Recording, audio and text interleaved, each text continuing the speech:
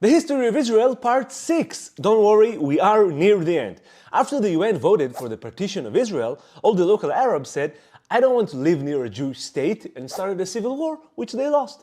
As a result, the Jews managed to take control of the territories designated for the Jewish state by the UN.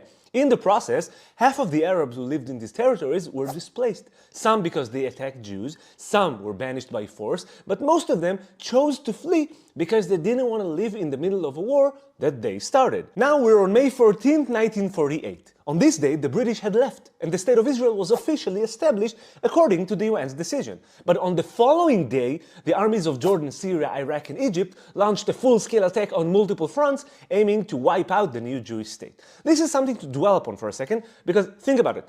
These are not local Arabs. These are not people who said, I don't want you living next to me.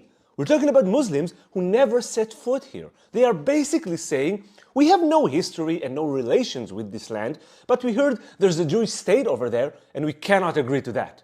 Oh, and if you're thinking about Muslims trying to protect their holy places, know that the famous Al-Aqsa Mosque was in full Arab control at the time and will remain so for another 20 years. So basically, May 1948 was the first of many times in which some Muslims pretended to care about the Holy Land because they needed an excuse to destroy Israel and kill every Jew they could. We are actually quite used to it by now. We are also accustomed to foreigners fighting Israel because they wanted to help the local Arabs without actually helping a single local Arab. Notice, I'm not using the word Palestinians because this term, as referring to the Palestinian people, became widely used only in 1964. Anyway, let's sum up this war. Despite starting off way superior, both in terms of quantity and quality of equipment, the Arab armies failed to accomplish their mission. Around 17,000 Arabs died in addition to 6,000 Jews who make up for 1% of the entire Jewish population. Overall, 20 Jewish villages were taken or razed, and 60,000 Jews were displaced during the war. In terms of territories, Egypt has conquered the Gaza Strip, and Jordan has taken almost all of the West Bank and Eastern Jerusalem, which includes the Aegean City, and within it, the Temple Mount, the Church of Resurrection, and the holiest site to the Jews, the Western Wall. Israel has managed to take control of some territories near the West Bank, West Jerusalem, and the Galil in the north. And who are the biggest losers?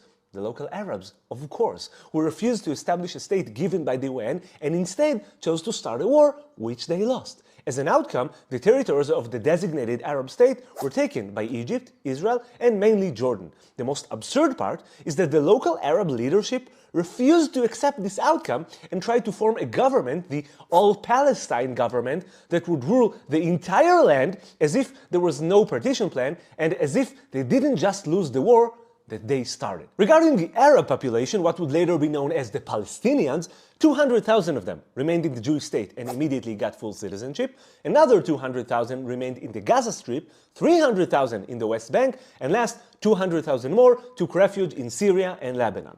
Those who went to Egypt, Syria, and Lebanon were refused citizenship by their host countries and were declared refugees, while those who ended up in the territories of Jordan were granted Jordanian citizenship but were still considered refugees by the Jordanian government and later by UNRWA until this day. Weird? I know. So the formal number is 700,000 refugees overall, although many of them were not even displaced, as they were already living in the Gaza Strip or the West Bank before the war. Also, as mentioned before, 300,000 were granted Jordanian citizenship, so they are, by definition, not refugees. These 700,000 refer to the outcome of the war as the Nakba, translated to the catastrophe. 75 years later, their descendants are still considered refugees and still claim their right to return to the whole of Israel, even though they have never set foot in it, and the same applies to their parents and some of the grandparents. Some of them still claim the right to return, again, to the whole of Israel, including Tel Aviv, for example, even though their ancestors lived only in the West Bank or Gaza. Some of them still claim the right to return despite getting another citizenship 75 years ago. And today, these claims are backed by the UN, and in particular, UNRWA, which is basically a Hamas branch, and I invite you to watch my videos about this preposterous organization. Let's finish with a question that definitely should be asked. After the war ended in 1949 and a ceasefire was signed, why didn't the Israeli government let the Arab refugees return to their homes? The answer to that is very simple, to be honest. Just imagine that after losing 6 million in the Holocaust, you manage, with great difficulties, to establish a tiny Jewish state surrounded by enemies. You can't celebrate though, because a few hours later, all the local Arabs who were living side by side with you start to attack you. Then, all the neighboring Muslim armies join the fight and attack you on all fronts, trying to erase you from the ground.